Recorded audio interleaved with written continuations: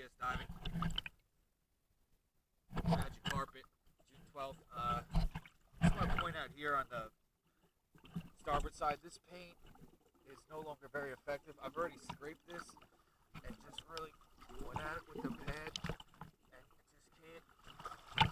So that green stuff is just nearly impossible to get off because the paint, as you can see, is missing spots, and it's lost really all of its anti-fouling properties. Other than that, the boat looked good.